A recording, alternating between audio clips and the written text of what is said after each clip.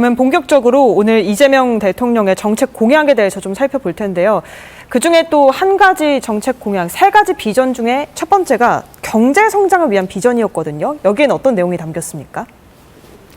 그렇습니다. 그 이재명 대통령이 사실 후보 시절에 또한 지금도 마찬가지고요. 국민 행복을 위해서 세 가지 비전을 발표했었죠. 바로 이제 회복과 성장과 행복입니다.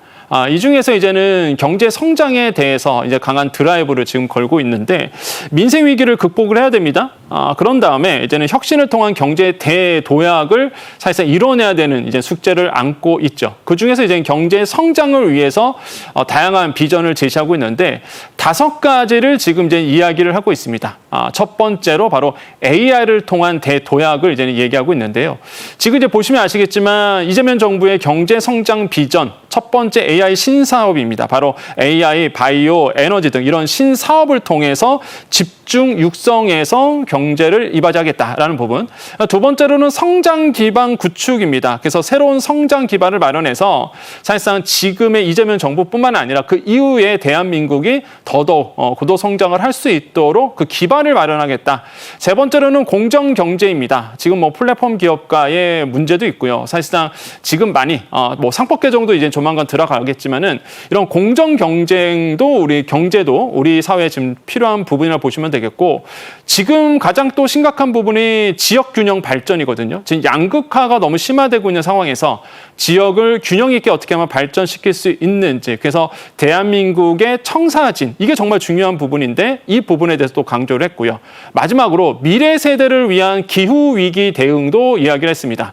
그러니까 현 정부를 위해서면 뭐 위기, 기후 위기 이런 얘기 안 해도 되죠. 근데 미래 세대를 위해서는 지금 얘기를 해야 되거든요. 그래서 기후 위기 대응을 통해서 미래 세대들이 안전하게 대한민국에서 살아갈 수 있도록 그 방향성을 제시했습니다. 결국에는 이게 경제 성장에 이바지할 수 있거든요. 그래서 이렇게 5가지의 미래 도약을 발전을 위해서 제도하겠다라고 밝힌 상태입니다.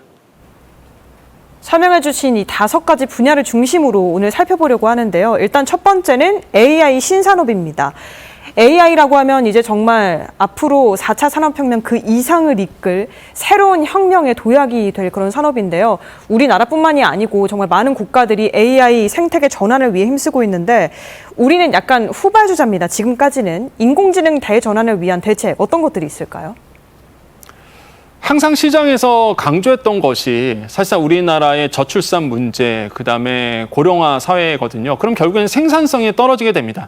이 생산 효율성을 어떻게 높일 수 있을까라고 봤을 때 모든 전문가들이 똑같은 얘기를 하죠. 바로 로봇과 AI를 통한 신사업의 성장을 통한 생산성 확대거든요. 그렇기 때문에 이재명 정부가 들고 나온 깃발이 바로 이런 AI의 육성입니다. 그래서 저는 정말로 올바른 방향을 선택했다고 생각을 해보겠고요.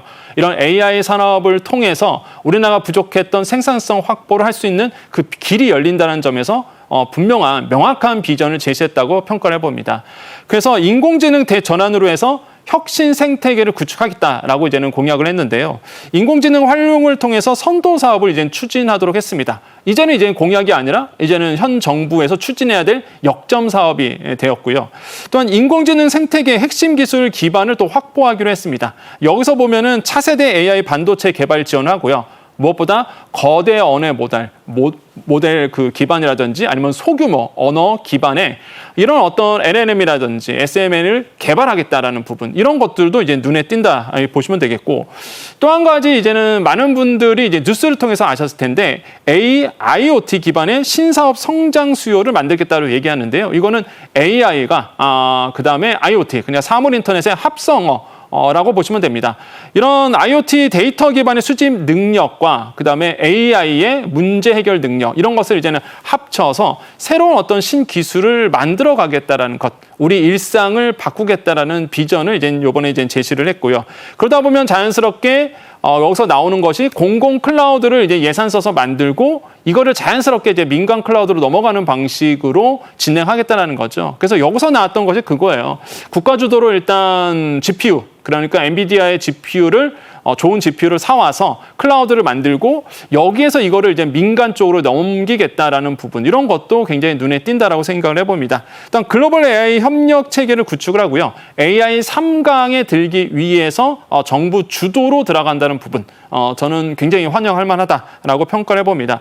마지막으로 보면 역시나 이런 것들 AI를 하기 위해서는 인재 양성이 필요합니다. 그래서 우리가 사실 앵커님이 정말로 잘 말씀하신 것처럼 우리가 아직 AI 시대는 좀 우리가 후발주자로 되어 있거든요. 반도체 정말 잘 만들고요. 칩 정말 잘 만듭니다. 하지만 이런 AI 시대를 주도할 수 있는 인재 양성이 약간 뒤처진 부분이 있어서 현 정부 들어와서 이런 AI 양성, 인재를 양성하기 위해서 예산을 쓰겠다라는 부분, 이런 점들은 굉장히 눈에 띄고요. 파격적인 보상안을 마련하겠다. 그래서 해외에 있는 유능한 인재들을 이제는 국내로 들어오겠다는 거죠. 그래서 이런 점들이 이제 눈에 띈다, 이렇게 생각을 해봅니다. 짚어주신 AI 인재 양성에 대해서는 우리가 해외에 있는 우수 인재를 데리고 오는 것도 중요하지만 결국에는 우리 안에서 인재를 육성할 수 있어야 또 그게 궁극적인 힘이 되지 않겠습니까? 아예 교육을 혁신하겠다고 밝혔는데요. 어떻게 바뀌는 건가요? 네, 맞습니다. 말씀하신 것처럼 해외에서 좋은 인재를 국내로 들어오는 것, 그다음에 우리나라 안에서 우리나라의 좋은 교육 인프라를 가지고 사실상 AI 인재를 양성하는 것, 이것도 굉장히 또 중요하겠죠. 그래서 한국형 스팀 교육 강화를 위해서 융합적 사고 인재를 만들겠다라고 이제 밝혔습니다. 여기서 말하는 이제 스팀은요, 먼저 S라고 본다 그러면 사이언스를 보통 얘기하겠죠. 그다음에 이제는 테크놀로지, 엔지니어링, 그다음에 아트, 그다음에 매스매틱스, 이렇게 해서 과학, 기술, 공학, 예술, 수학 분야의 융합적 인재를 이제 만들어내겠다는 겁니다. 이런 교육을 통해서 실제적으로 AI 시대에 맞는 인재들이 발굴이 되고 이 인재들이 결국에는 우리나라의 미래 성장 동력에 이바지할 수 있는 길이 이제 열리게 되는 거죠. 그러기 위해서 AI 소프트웨어라든지 이런 것들에 충실한 인재들이 이제는 만들어지게 되는데 특히 수업 시수를 이제 확보하게 됩니다. 그러니까 이제 소프트웨어에 이 기반한 수업들의 시수가 더 늘어날 것으로 이제 보고 있고요. 그럼 여기를 통해서 이제 컴퓨터 사고 능력이 향상되는 그런 인재들이 이제 배출되게 되겠죠. 그래서 이런 점들은 굉장히 환영하고요. 또 한 가지 눈에 저는 띄는 것이 교사의 재교육 부분입니다. 그러니까 이제 AI 인재를 만들기 위해서는 좋은 교사가 또 필요하거든요. 그래서 교사에 대한 재교육도 예산이 이제 투입이 되고 또한 AI 분야 진로 탐색 기획도 확대가 됩니다. 그다음에 AI 글로벌 경쟁력 강화를 위해서 해외 인재 유치도 이제 동시에 진행이 되는데요. 그동안 우리나라의 좋은 인재들이 해외에 많이 나갔습니다. 다시 한번 이제는 해외에 나간 인재들이 한국에 들어올 수 있도록 예산을 집행하겠다. 그래서 그러기 위해서는 인프라가 조성돼야 되겠죠. 대학이라든지 연구기관에 정부 예산을 써서 재정 지출을 좀 늘려나가겠다. 그럼 자연스럽게 연구가 생기면 인재들은 모이게 돼 있습니다. 그래서 이런 연구 개발을 하겠다, 연구 지시를 하겠다라고 얘기를 했고요. AI 기반 혁신 창업 활성화도 합니다. 창업 분야에 대해서 이제는 강한 드라이브를 걸겠다라고 얘기를 한 상태예요. 그래서 AI와 관련된 창업 분야, 여기에 대해서 예산을 써서 인재 양성뿐만 아니라 창업을 활성화시킨다 그러면 젊은 인재들이 또 모이게 되거든요. 그래서 학생의 창업 능력, 창업도 이뤄낼 수 있도록 이런 제도적 기반을 마련하겠다라고 밝힌 상태입니다. 예, 이렇게 AI 신산업에 대한 정책들 살펴봤고요. 그 다음 경제성장 비전으로는 성장 기반을 구축하겠다는 정책들이 또 나왔습니다. 우리가 경제 성장률이 이번에 또 0.8%대로 전망이 되면서 지금 경제 성장의 동력이 예전보다는 떨어진 것 아니냐 하는 위기감이 커지고 있는 상황인데 R&D라던가 또 국가 연구개발을 통해서 성장 기반을 구축해 나가겠다는 계획이죠. 네, 맞습니다. 이번 정부의 가장 큰 특징은 바로 R&D 사업의 그 예산을 충분히 지원하겠다라는 겁니다. 사실상 이제 R&D 예산이 깎인 이후에 굉장한 사회에서 또한 시장에서 불합리하다라는 목소리가 좀 있었거든요. 그래서 이제는 R&D 예산이 깎임으로 해서 결국에는 기술 개발이 늦춰지는 결과로 초래할 수밖에 없다라는 시장의 비판이 있었습니다. 그래서 현 정부는요, 이런 R&D 사업에 대한 적극적인 예산 투입을 통해서 R&D 인재 양성에 나서겠다. 또한 기술 개발을 통해서 이런 신성장 동력을 만들어내야 했던 것이 이제 보관이다라고 생각을 해봅니다. 그래서 안정적인 R&D 예산 확대를 통해서 지속 성장 가능한 사회로 만들겠다라고 이제 밝힌 상태인데요. R&D 예산을 지출을 늘립니다. 일정 이상으로 이제 지출을 늘려가겠다, 투자를 하겠다라는 거겠죠. 결국에는 이런 기술 개발에 이제는 정부가 주도적으로 나서겠다는 부분. 또한 그 심의 범위 확대도 됩니다. 한마디로 이제는 정부 예산을 쓸 때에 심의 범위를 확대해서 사실상 이제 운영의 투명성을 이제는 강조하는 부분이겠죠. 이런 것도 굉장히 필요한 부분이라고 보시면 되겠고요. 또한 정부의 R&D 성과가요, 전 산업으로 확대될 수 있도록. 그러니까 이게 정부가 주도해서 R&D 사업을 사실 발굴하고 여기서 예산이 투입이 된다 그러면 결과물이 나올 거예요. 그러면 이 결과물을 특정 기업만 갖고 하는 것이 아니라 전 사업의 골고루 나눠 가질 수 있도록 하겠다는 부분. 그다음에 이런 혁신 성장 체계 구축을 위해서 정부가 할 수 있는 또 법제화 부분, 이런 것들도 이제 같이 논의를 했고요. 무엇보다 풀뿌리 기본 연구 복원하기로 했습니다. 여기서 말하는 풀뿌리 기본 연구는요, 바로 기초 원천 분야에 대한 R&D 사업 부분입니다. 한마디로 이제 반도체를 만들 때 설계 부분이라든지, 아니면 뭐 반도체만 있나요? 우리가 말하는 바이오 부분도 맞고요. 이런 기초 과학 분야에 대해서 성장 동력을 키워나가겠다. 그래서 여기서 예산을 투입하겠다는 거죠. 그래서 장기적인 지원 프로그램을 이번에 이제 정부가 신설하기로 했습니다. 이런 점을 봤을 때에 확실하게 이제는 미래 세대를 위한, 정말 우리나라가 장기 성장을 위한 그 모멘텀을 만들기 위한 그 근거를 지금 만들어가고 있다는 점에서 시장에서는 환영하고 있습니다. 여기에 더해서 일단 계획은 연간 40조 원의 벤처 투자 시장을 육성하겠다는 정책을 내놨는데요. 대한민국을 글로벌 4대 벤처 강국으로 끌어올리겠다는 목표인데 이걸 위해서는 어떤 청사진이 나왔을까요? 네, 그렇습니다. 이게 이번에 사실 벤처 투자에 대한 활성화 대책도 나왔어요. 왜냐하면 벤처 투자가 돼야지만 젊은 청년 인재들이 또 도전하게 되고 재밌어서 또 모이거든요. 그러니까 너무 이게 벤처 투자가 우리나라가 지금 실패를 두려하다 보니까 이 벤처 투자가 활성화되지 못했던 부분이 있습니다. 그래서 이번에 이제 벤처 투자에 대한 과감한 재정 지출을 늘리겠다. 대표적인 게 모태펀드예요. 그러니까 모태펀드는 이제 펀드 오브 펀즈라고 보통 얘기하는데 우리가 보통 펀드라고 얘기하면 기업이 투자하잖아요. 그게 아니라 이 펀드는요, 펀드에 투자합니다. 그러니까 펀드가 펀드에 투자하는 거거든요. 이게 이제는 2005년도 6월에 중소기업법에 의해서 처음으로 이제 만들어졌습니다. 모태펀드가. 그래서 과감하게 이제는 벤처 투자를 할 수 있도록, 한마디로 이제 벤처 기업을 지원할 수 있는 펀드를 만들고 그 펀드에 정부의 예산이 들어가는 거죠. 그래서 이렇게 모태펀드를 활성화하겠다는 부분도 저는 굉장히 좀 의미가 남다르다라고 생각을 해봅니다. 또한 글로벌 모태펀드를 또 활성화해서 우리나라에서 만들어진 펀드뿐만 아니라 이제 해외에서 만들어진 펀드를 통해서 글로벌 인재를 이제는 모셔오겠다, 아니면은 양성하겠다, 이런 것도 이제 눈에 띄고요.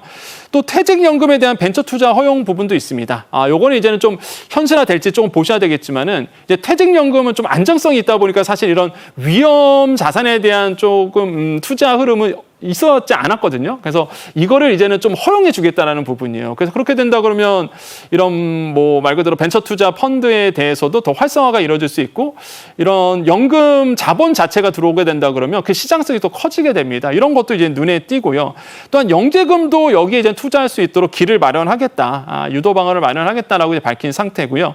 기업 성장 집합 투자 기구 도입도 사실 이제 얘기가 나오고 있습니다. 그래서 개인 투자가 사실상 이런 그 투자 펀드, 한마디로 이제는 벤처 투자에 들어올 수 있도록 그 법제화를 좀 마련하겠다라는 부분도 저는 눈에 띄고요. 또한 법인 투자자가 민간 벤처 펀드 출자 시 여기서 중요한 게 세액공제를 확대하겠다는 부분, 이런 것도 굉장히 눈에 띈다. 그래서 이런 점들이 제가 봤을 때는 이제 벤처 투자에 대한 확대 효과인데, 여기 지금 나오고 있네요. 법인 투자자의 세액공제 확대의 효과인데요. 일단 민간 벤처 펀드에 이제 투자자를 유인하게 됩니다. 그러면 벤처 투자 재원이 좀 확대가 되겠죠. 그 결국에는 투자가 확대된다는 얘기는 이런 창업과 벤처기업의 투자 금액이 증가가 되고, 이 펀드를 통해서 결국에는 전략 사업이 성장이 됩니다. 당연히 성장하다 보니까 거기에 맞는 인재들을 모셔야 되겠죠. 고용도 또 증가가 돼요. 그래서 이런 어떤 법인 투자자들이 이제는 뭐 펀드, 그러니까 벤처 펀드에 대해서 투자의 길을 열어준다는 부분. 그래서 세액 공제를 해주면 더 많은 범위 투자자들이 이 시장에 뛰어들 거거든요.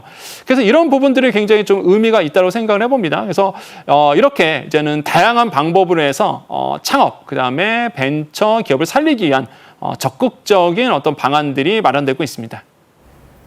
지금까지 해주신 말씀 다 짚어보면 AI에는 과감하게 투자하겠다. 또 각종 성장 기반을 닦는 한편 벤처 기업에도 지원을 하겠다는 청사진이 그려지는데요. 여기에 더해서 경제, 고용 분야에서 우리 사회의 해묵은 문제 중 하나가 대기업과 중소기업 간의 격차가 아니겠습니까? 이 사이에는 중소기업은 대기업에 비해서 복지가 너무 모자라다. 그렇기 때문에 우수한 인재가 유치되지 않는 그런 문제점들이 있었는데요. 우수한 중소기업을 성장시키기 위한 어떤 대책들이 있을까요? 네, 이번에 이제는 현 정부가, 이재명 정부가 갖고 나왔던 것이 바로 대표적인 게 양극화 해소예요. 그 양극화해 본다 그러면 뭐 자산의 양극화도 있겠지만은 이 대기업과 중소기업의 인력의 양극차도 있거든요. 양극화도. 그래서 중소기업에 다닐 수 있는 상생 방안을 만들겠다. 그 대표적인 게 사실 말씀드린 것처럼 복지 부분입니다. 그래서 저도 이제 대학에서 학생들 가르칠 때 뭐 속된 말로 우스갯소리로 이런 얘기를 합니다. 이제 복지몰에 있는 회사에 들어가야 된다.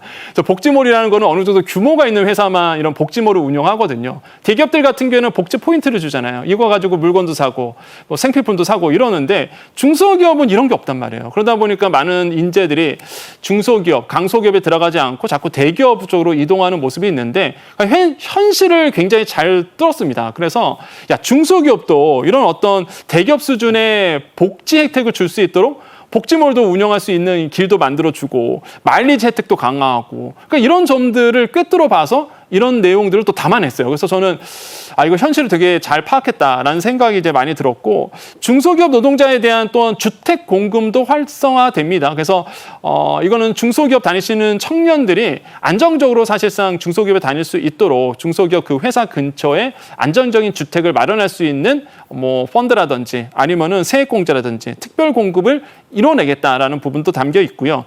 특히 우선 청년에 대한 유입, 장기 재직을 위한 이제는 사실상 베네핏도 이제 들어갑니다. 대표적인 게 청년 미래 적금인데요. 요거는 이제 청년, 그다음에 기업, 그다음에 정부가 힘을 합쳐서 적금을 하나 들어주는 거죠. 그래서 내가 들어든 가입의 금액의 거의 더블 형식으로 사실상 이제 정부와 기업이 채워주는 부분인데요. 이렇게 된다 그러면 사실상 청년들이 미래 희망을 또 꿈꿔볼 수 있는 부분이 있습니다. 그래서 이런 청년 미래 적금도 추진하고 중소기업 상생금융 지수도 이제 도입이 됩니다. 한마디로 아마 이게 정말 현실적인 내용인데 중소기업 다닌다 그러면 대출 잘 안 나오거든요. 대기업보다. 이거는 뭐 아예 안 나온 것보다는 대기업보다는 좀 규모가 좀 줄어드는 부분이 있습니다. 그래서 정부가 중소기업 상생금융지수를 도입을 해요. 만약에 중소기업을 차별한다. 이런 이런 은행이 있거나 금융기관이 있으면 사실 페널티가 주어지는 거죠. 그래서 실제 중소기업에도 금융이 원활하게 흐를 수 있도록 이런 점들도 지금 담겨져 있어서 그래서 은행권과의 결국에는 상생체계 구축이거든요. 그래서 이런 점도 굉장히 현실적인 방안이고 뭐 무엇보다 사실 이재명 대통령이 공약했을 때 또한 본인의 이제 스토리를 막 얘기했을 때 본인이 소년공부터 시작을 했습니다. 그러다 보니까 이 중소기업, 영세 기업에 다니시는 그 재직자들의 그 아픔을 알아요. 그래서 뭘 했냐면 교통망을 만들겠다. 그러니까 무슨 얘기냐. 통근버스 임차라든지 청년대지자 교통비를 지급하겠다는 부분. 그러니까 이런 부분은 이재명 대통령의 경험에서 나왔던 부분을 생각을 해봅니다. 이런 것도 사실상 이제 현 정부가 추진하겠다는 부분도 이제 담겨져 있습니다. 예, 확실히 실생활에서 와 닿는 그런 차이점 있는 정책들이 나올 것 같은데요. 한편으로는 공정 경제 비전을 살펴보면 정부는 오프라인뿐만 아니고 온라인 시장의 공정 경제를 구축한다는 계획입니다. 여기에 거대 플랫폼 같은 경우에는 이득만 취하면서 오히려 소비자 보호는 나몰라라는 경우가 많았었는데 이용자 보호에 힘쓰도록 그 수준을 제고할 예정이라고요? 네, 맞습니다. 그 이재명 대통령이 당선된 이후에 지금 시장에서는 몇 가지 변화가 생기죠. 뭐 대표적인 게 주식 시장의 또 변화일 수도 있겠고요. 또 하나가 금방 말씀하셨다시피 이 온라인 플랫폼 기업들이 바짝 긴장을 하고 있습니다. 왜? 공정 경쟁에 대해서 얘기하고 있고 또한 온라인 플랫폼의 횡포에 대해서 지속적으로 사실 얘기를 했던 부분이 있다 보니까 이런 기업들이 지금 바짝 긴장을 하고 있다라고 말씀을 드리는데요. 거대 플랫폼 기업의 이용자 보호에 대해서 제고를 하겠다. 한마디로 플랫폼 기업들이 이제는 소비자의 편익을 훼손하는 일이 있다 그러면 과감하게 매스를 드러내겠다라는 부분이 이제는 들어가 있습니다. 그래서 가짜 뉴스 모니터링, 이용, 신고 처리에 대해서 제도를 도입하겠고, 그다음에 디지털 장애 발생 시 왜 발생이 됐는지, 그다음에 이거를 소비자가 혹시나 피해를 받지 않았는지를 정확하게 고지해라. 이런 부분도 이제 눈에 들어가 있고요. 또한 국가적 참사라든지 아니면은 사회 재난 피해자에 대한 온라인 명예 보호도 힘써라라고 이제는 주문을 하고 있습니다. 또한 개인 정보 수집 활용에 대해서 실태 점검에 대해서도 강하게 온라인 플랫폼 쪽으로 요구를 하고 있습니다. 이런 점들이 눈에 띄고요. 또한 거대 플랫폼 기업의 사회, 그다음에 경제적 책임을 강화한다라는 부분도 담겨져 있는데요. 한마디로 외국계 기업의 온라인 플랫폼 같은 경우에는요, 매출액에 대해서 정확하게 고지하지 않는 부분이 있습니다. 왜? 서버가 해외에 있다는 이유만으로 사실상 우리나라에 정확한 경영 신고를 하지 않는 부분이 있는데 이거에 대해서 정확하게 제도화하겠다라는 부분, 이런 점들이 이제는 이번에 플랫폼 관련된 사실상 공약사항에 들어가 있고 정부의 이제는 의지가 담겨져 있고요. 또한 인앱 결제 강제금지법 보완 입법을 하기로 했습니다. 그래서 많은 분들이 앱을 활용할 때 나도 모르게 돈 나가는 부분도 분명히 있어요. 그러다 보니 우리 시니어분들 특히 그러신데요. 이런 인앱 부분에 대해서, 결제 부분에 대해서도 정확하게 소비자들이 알 수 있도록 고지를 하라는 이런 것도 담겨져 있고, 저는 이 부분이 가장 마음에 들었습니다. 다크 패턴이죠. 한마디로 이제 상수율이에요. 금방 말씀드린 것처럼 내가 언제 이 사이트에 가입했는지, 내가 언제 이 어플에 가입했는지, 나는 분명히 가입한 적 없는데 돈이 나간다든지, 이런 다크 패턴에 대한 이런 부분도 정확하게 소비자들이 고지를 하고, 그다음에 만약에 다크 패턴에 속아서 가입을 했다 그러면 해지가 용이할 수 있도록 해줘라라는 부분도 담겨져 있거든요. 그래서 소비자 피해 방지를 강화하는 부분도 이번에 이제는 담겨져 있습니다. 그래서 강력한 정부의 추진 내용들이기 때문에 그래서 지금 온라인 플랫폼 기업들이 이제 긴장을 하고 있는 상태입니다. 네. 그럼 이번에는 네 번째 비전, 지역 균형 발전으로 넘어가 보겠습니다. 최근에 정말 큰 문제로 떠오르고 있는 지역 소멸 문제를 방지하기 위해서 지역 주도의 행정체계를 구축하겠다고 밝혔는데요. 여기에 특례시도 적극 활용하기로 했습니다. 이런 지역 균형 발전 문제가 정말 어려운 문제인데 만약에 해결하게 된다면 우리나라 경제 성장의 미래를 또 바꿀 수도 있는 것 아니겠습니까? 관련해서는 어떤 전략이 나왔나요? 맞습니다. 정말 앵커님이 정말 잘 말씀하셨는데요. 만약에 지역 불균형만 해소할 수 있다 그러면 진짜 어떤 역사책에 아마 기록될 정도로 훌륭한 일을 한 거라고 저는 생각을 해봅니다. 그러니까 많은 분들이 서울 수도권 중심으로 생각하다 보니까 지역 경제가 지금 얼마나 안 좋은지를 잘 모르세요. 근데 지금 지역 경제는요, 정말로 저는 좀 이런 표현을 씁니다. 초토화됐다. 왜냐하면 저도 이제는 국내 여행을 자주 가다 보니까 지역에 있는 도심지를 많이 가봅니다. 그런데 정말 사람이 없습니다. 상권이 거의 죽었어요. 그래서 저는 볼 때마다 참 가슴이 아프다라는 생각을 많이 했었는데요. 그래서 현 정부가 어떤 것을 가지고 나왔느냐. 지역 균형 발전에 대한 부분들에 대해서 강한 드라이브를 걸었습니다. 행정체계 개편, 범부처 통합, TF 구성을 하기로 했고요. 또 한 가지 광역시 아니면 도 간의 통합이라든지 시군구 통합, 그래서 이제는 하나의 통합 체계로 이제 움직이도록 이거를 중앙 정부가 적극적으로 도와주기로 했습니다. 그래서 예산도 편성해주기로 했었고요. 특히 중앙 정부의 인센티브를 이제 제공하기로 했다는 부분도 눈에 띄고요. 또한 지역 소멸 대응을 위해서 비수도권 거점 특례시 지정도 합니다. 그동안의 이제 특례시는요, 인구수 기준이었어요. 인구수 기준이 안 되면 특례시가 안 됩니다. 그런 게 아니라 이제는 그 지역 거점에 있는 특별한 기능이 있다, 경쟁력을 가지고 있다라고 본다 그러면 이 특례시 지정도 좀 폭넓게 인정하겠다라는 부분도 이번에 담겨져 있고요. 또한 그러기 위해서는 법 체계가 정비가 돼야 됩니다. 이런 것도 중앙정부가 해주겠다라는 얘기가 있고요. 또한 무엇보다 이 재정 지원 강화입니다. 한마디로 지방자치단체들이 자립할 수 있도록 중앙정부가 힘을 써주겠다는 부분. 그래서 결국에는 서울 수도권만 발전한 것이 아니라 지방이 서로 발전해서 사실상 전국 모든 국민들이 다 행복해지는 이런 세상을 만들어 가겠다는 것이 현 정부의 이제는 대표적인 공약사항이라고 말씀을 드립니다. 이런 지역 균형 발전의 연장선상에서 새 정부의 공약 중에 좀 눈에 띄었던 게 세종시를 행정수도로 완성하겠다는 것이었는데요. 지금 여기 KTV 본사도 세종시에 있거든요. 균형 발전의 시작이 될 수 있을 것 같은데 이거 어떻게 추진되나요? KTV가 미래를 본 거죠. 네. 그래서 세종시에 간 거 정말 잘한 거다. 저는 그렇게 생각을 해봅니다. 왜냐하면 결국에는 사실 세종시로 되지 않을까 저는 생각을 해요. 그러니까 행정수도는 이미 이전했고요.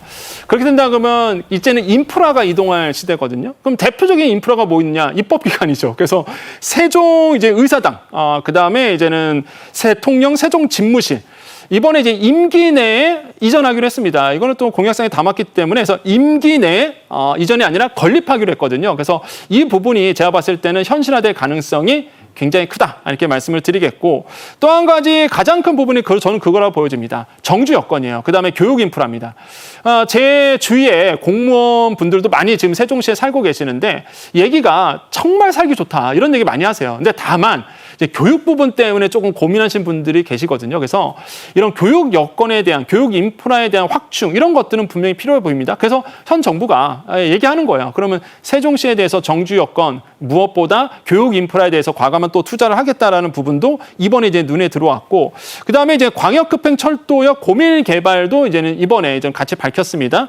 기업 본사 이전 유도도 사실 단행하겠다 이런 부분도 같이 이제 담겨 있다 보니까 그래서 이제는 당연히 이제는 뭐 굴지에 회사들도 이전하는 거 좋겠지만은 광역교통망이 또 인프라가 잘 갖춰지는 것도 중요하거든요. 그래서 행정수도입니다 말 그대로 이제 모든 지역에 다 갈 수 있는 부분. 그러니까 저는 사실 이런 그 세종시라든지 충남 부분의 위치상 좋은 이유가 서울 가기도 가깝고요, 부산 가기도 가깝고 딱 중간에 있거든요. 그래서 이런 부분들이 사실상 이런 광역교통망만 잘 해결된다 그러면 굉장히 좋을 것 같다. 그래서 이런 부분도 알기 때문에 정부가 자족 기능이 강화된 세종시를 만들겠다고 이제 밝힌 상태입니다. 일단 도시별 랜드마크 활성화 방안을 이제는 도입을 하기로 했고 무엇보다 또 한 가지 눈에 들어오는 게 꼭 세종시만뿐만 아니라 이렇게 자족 기능을 갖춘 이제 신도시를 또 건설하겠다라는 부분도 같이 밝혔거든요. 그래서 뭐 이미 아시겠지만 1기 신도시도 분명히 있고요. 그다음에 2기 신도시도 있고 3기 신도시 있는데 아시겠지만 1기 신도시 같은 경우는 재건축이 지금 이슈고요. 2기 신도시는 교통망 확충이 이슈입니다. 3기 신도시는 이제 자족 기능이 이제 확대가 되겠죠. 그래서 이런 부분에 대해서 이제는 정부가 더더욱 노력하겠다라고 밝힌 상태입니다. 그래서 세종시를 넘어서 다른 지역도 균형 발전할 수 있도록 정부가 이제 마련한 부분, 그래서 명품 신도시 건설을 하겠다라는 이제 포부를 밝혔습니다. 이런 점들은 우리가 귀담아 들을 만하다. 그래서 이렇게 지역 균형 발전을 위해서 정부가 이번에 공약상, 그 다음에 앞으로 해야 될 과제로서 과감하게 발표를 했습니다. 네, 그러면 마지막 비전은 미래 세대를 위한 기후위기 대응인데요. 미래 세대를 위한 것이기도 하지만 지금 우리가 살고 있는 이 현 시대에도 기후위기 때문에 우리 안전을 위협받는 경우가 참 많잖아요. 관련한 환경 정책들은 어떻게 나왔을까요? 네, 그렇습니다. 아까 제가 말씀드린 것처럼 사실상 그 기후 위기, 그러니까 이런 부분에 대해서 이제 탄소 중립이죠. 그래서 탄소량을 이제 절감시키는 부분, 이런 것들은 사실상 인기가 없어요, 사실. 뭐 그런데 안 할 수가 없습니다. 왜? 미래 세대를 위해서 과감하게 해내야 되는 부분인데요. 현 정부가 미래 세대를 위한 이런 탄소 중립 정책을 추진하기로 했습니다. 결국에는 기후 위기에 대해서 적극적으로 대응하는 건데요. 여기서 보는 게 제도 개선 방안 마련입니다. 그래서 여기서 말하고 있는 것이 2030년 온실가스 감축 목표를 달성하기 위해서 노력하겠다. 그래서 35년 이후에 감축 로드맵을 이제 수립을 하겠다라는 부분과 또 한 가지 탄소중립법의 그 기본법을 제정한다는 부분, 이런 것도 이제 법제화 부분도 눈에 띄고요. 또 한 가지 2028년도 제33차 기후변화협약 당시 당사국 총회를 이제 개최하겠다. 이런 것도 이제 사실상 좀 발표를 했거든요. 그래서 이런 점들도 눈에 띄고요. 무엇보다 저는 가장 중요한 게 아까 말씀드린 것처럼 이 탄소 절감을 통해서 기상이후를 대비하는 거잖아요. 그래서 가뭄이라든지 홍수라든지 이런 거에 대해서 선제적으로 대응 마련을 하겠다라는 거죠. 그러니까 이런 점들도 봤을 때 지방 방수로가 있습니다. 그다음에 이제는 대도심 빗물 터널 공사, 이런 거 굉장히 뭐 강남도 마찬가지고요. 지금 이런 대도심 지하수에 대한 부분들, 이런 것도 관리가 이루어져야 되는데 그동안 말만 했지 잘 이루어지지 않았던 부분이 있었습니다. 그래서 이런 부분에 대해서 이제 정부가 정비 사업을 벌이겠다라는 부분, 배수 시설, 뭐 제방 보강도 마찬가지고요. 그래서 지금 나오고 있죠. 대도심 빗물 터널 추가 설치를 한다는 부분도 눈에 띕니다. 그다음에 노상수도 개선 사업도 추진을 확대합니다. 그래서 사실상 뭐 서울 수도권 지역에도 그렇고요. 지방 고령도 노후 상수도 굉장히 많거든요. 이런 거에 대해서 이제는 개선 사업이 들어가게 되고 가뭄 해소를 위해서 이제 댐도 추진하게 되고요. 지하수 댐 건설이라든지 해수 담수화 시설 보급 사업도 같이 추진하게 되는 부분.